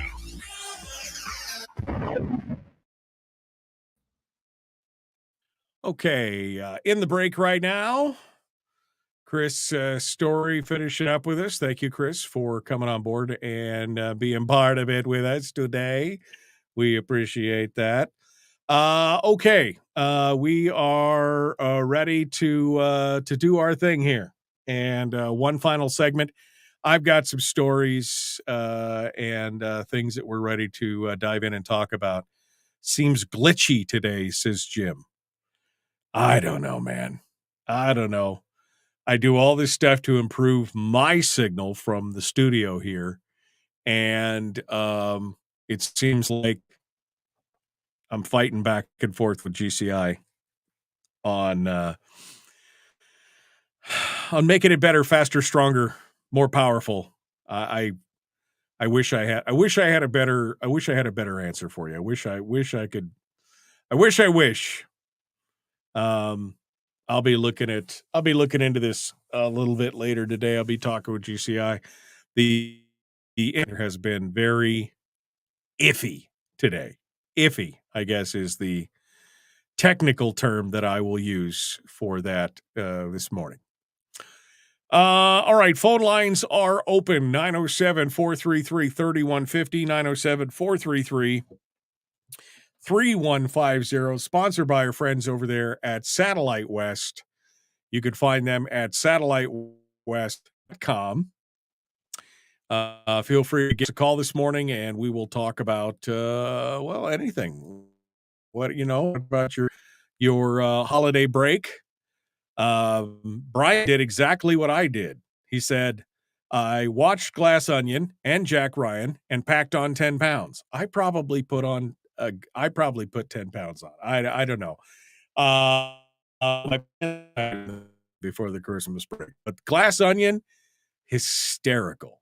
That is a hysterical flick. And then Jack Ryan, another good, made me want to rewatch the whole series all over again.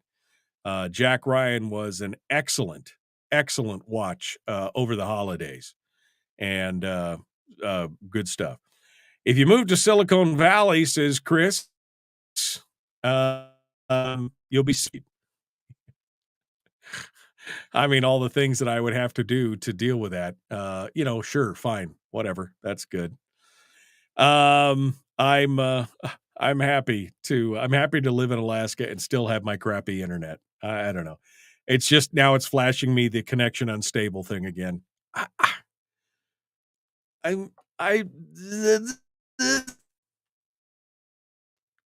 don't know. I don't know what to do, but we'll keep pushing on it. We will keep pushing and see what we can come up with. Maybe, like I said, I've already swapped out this GCI modem. I think 3 times now. I think 3 times. So maybe this is maybe times no, maybe I need a new router. The router I got is probably 3 or 4 years old, so maybe I need to get a new router, and that'll help. That's next on my list of things is a new router, I guess is the answer. All right. What else do I want to talk about? Oh, this story cracks me up. I think we'll talk about this story next and see what we can.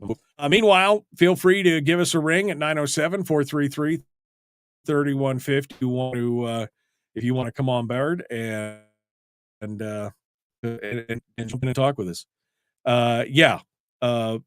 Glass Onion is it's a Knives Out mystery. So if you watch Knives Out with Daniel Craig and flick, well, this is another movie with the Daniel Craig character. It's kind of like a Agatha Christie, modern day Agatha Christie thing, and he does a really good job of it. Really good job. So I enjoyed the heck out of it. It was very, very, very fun for the weekend. One thing I didn't watch was Violent Night, although 2 of my kids went to the movie theaters over the holiday break, and they both came back and said it was fantastic. I did not watch that. I was going to, but I didn't get into it.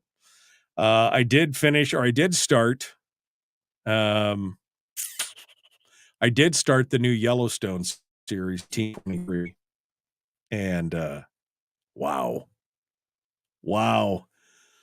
it is it's quite the ride. I'm looking forward to seeing what comes of that. So we'll be watching that one here. We watched the first episode last night, and I was like, wow, so good, so good.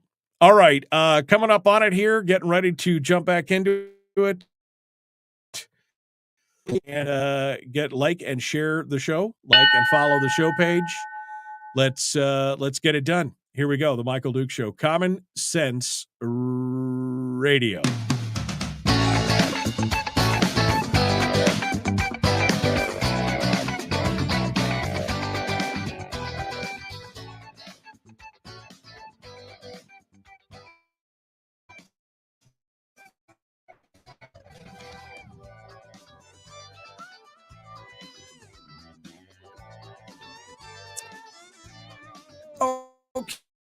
Okay.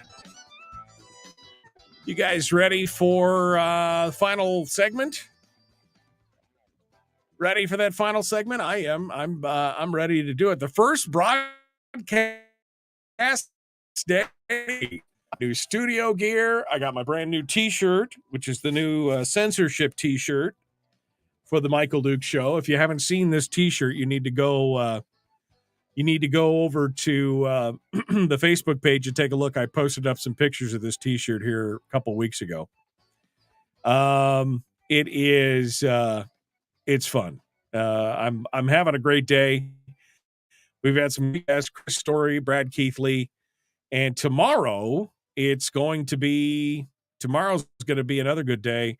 We got the Shower Hour of Power coming up tomorrow, and we're going to chat with Mike Shower in hour 2. I don't know who we're going to talk with in hour 1, but we'll talk with somebody. I'm sure it'll be good stuff, and we will have a good time.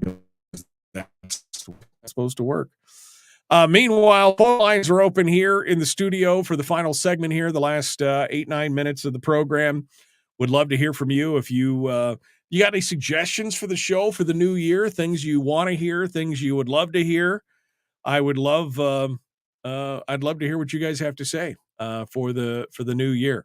What you think is going to be the good stuff here. 907-433-3150, 907-433-3150. Here's a story that came out over the holidays, and it's funny because my son's one of my son's friends was traveling, and he actually got caught up in the middle of this thing. Not him personally, but his flight got caught up in the middle of this. Security officers at JFK, New York Airport, JFK, found themselves facing a nutty situation this holiday season. They found gun parts buried in jars of peanut butter. The discovery at JFK came on December the 22nd when a check bag triggered an alarm during the screening process. A TSA officer removed 2 jars of Jif peanut butter from the luggage and found parts of a disassembled .22 caliber handgun, including a loaded magazine, wrapped in plastic and hidden inside. The gun parts were artfully concealed in 2 smooth, creamy jars of peanut butter, but there was certainly nothing smooth about the way the man went about trying to smuggle his gun, said the TSA Federal Security Director for JFK. He was just too smooth. It was, he's in a crunchy situation. He's in a crunchy. That's just nutty. Don't spread it around. I mean, I don't know. Why would you go through the trouble? You could take a gun and you can, well, I guess not in New York. I guess New York is one of those things. But TSA will allow you to, you just put it in a lock case and you put it in your bag and you declare it. I guess New York, that's a whole different thing, I guess. I don't know. But why you would put it in 2 creamy jars of peanut butter and expect that that's going to defeat the peanut butter. That's like kryptonite to those x-ray machines. It can't see into it. Anyway, my son's friend they were trapped at JFK for like an additional day and a half because his flight the guy apparently was on his flight and it was going to get canceled and blah, blah, blah. And what a crazy, crazy thing. Let me just stuff this in 2 jars. I mean, first of all, it's a little suspicious. Who's traveling with 2 jars I'm taking creamy peanut butter because they don't have peanut butter where I'm going? Who does that? Who does that? All right, let's go over here to the phones. Good morning. Who's this? Where are you calling from? Hello, this is Charles. My subject would be Telic action. Kellic action. Okay. Kellic action. Yeah. What is that? There's What is that, Charles? A 3-page essay I'd like to refer to. Jack London, Telic action and collective stupidity. Okay. Jack London, Telic action, and I love me some Jack London. So yeah, we'll see. People in a crowd all respond differently than individuals. And he's using Lester Ward, real socialist guy, last part of the 19th century.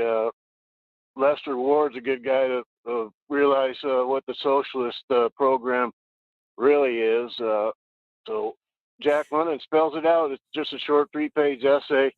Telic action and collective stupidity. It's about New York City and crowded men in crowds. Right. Well, I mean, he's kind of paraphrasing something that I heard a long time ago, is that, individually, all by themselves, people are individuals, but en masse, they're sheep, so that's kind of what he's saying right there. All right, Charles, I appreciate, I appreciate you calling in. 907-433-3150.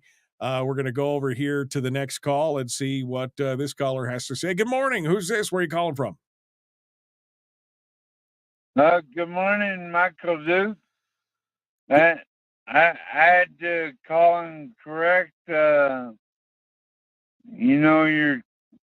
caller, your visitor, because he said he was the first and he wasn't. Brad Keithley was the first and then I was second. And then, but anyway, one of the movies I want to see this year. What's that? Is the Hunger Games.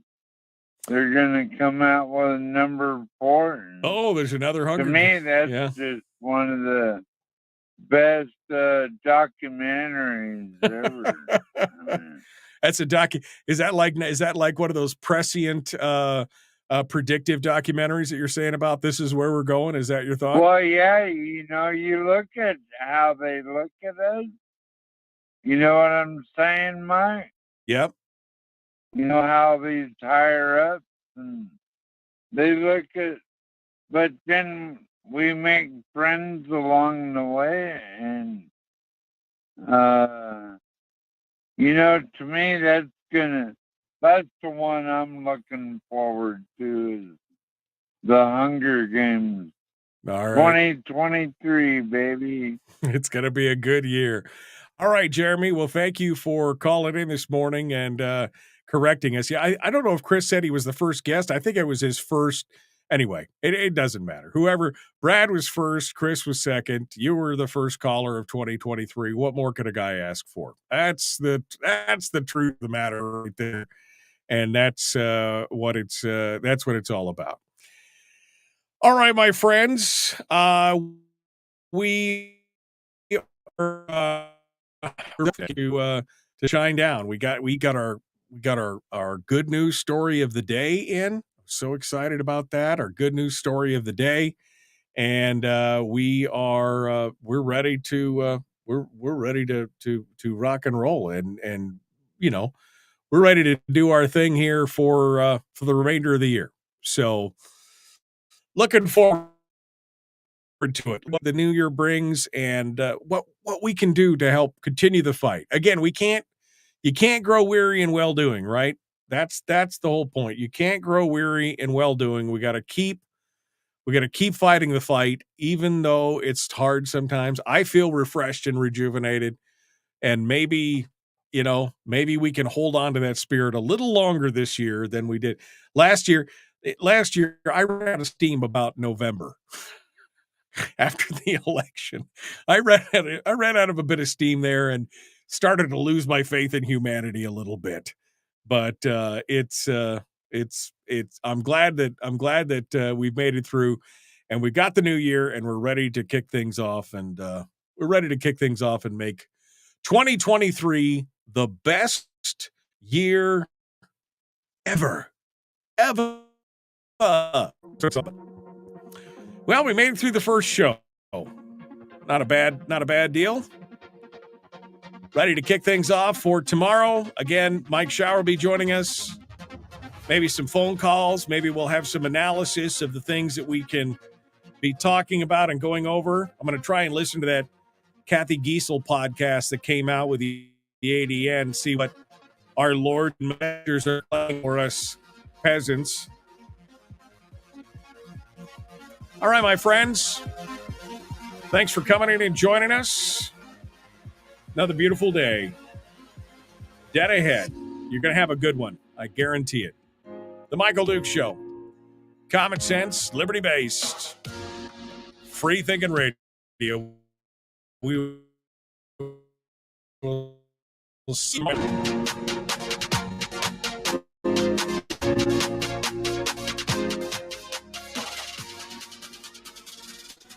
Yeah. Well, we'll see what happens. Like I said, I'm going to try and listen to that podcast. See what kind of damage they're planning to do to us over the coming.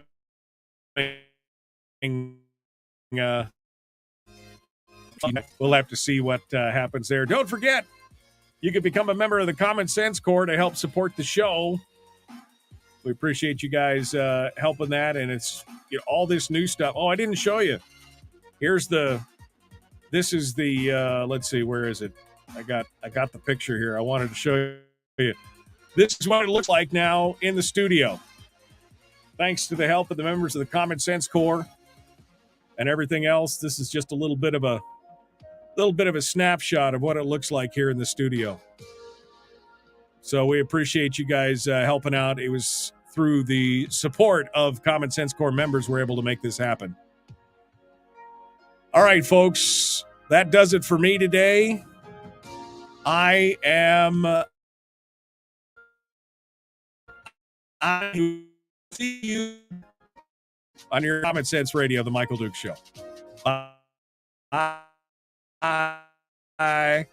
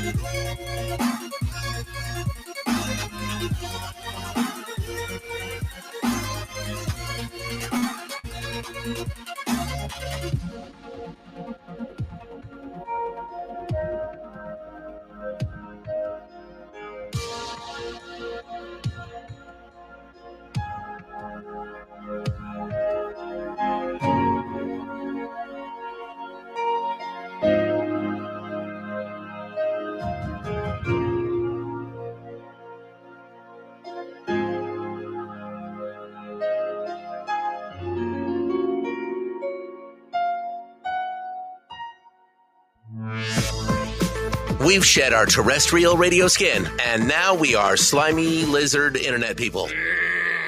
It's the Michael Duke Show.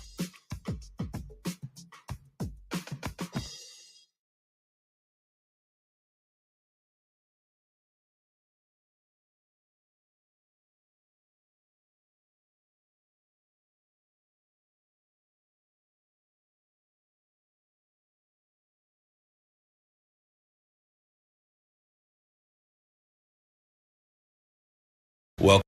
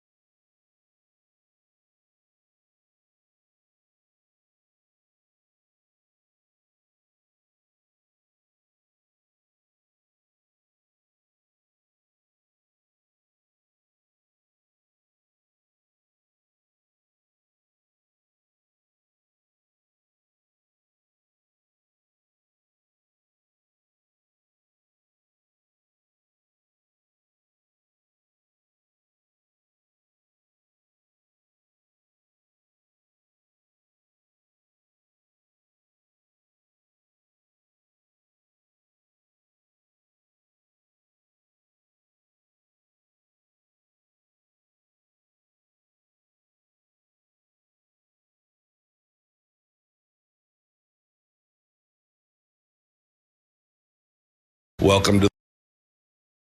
And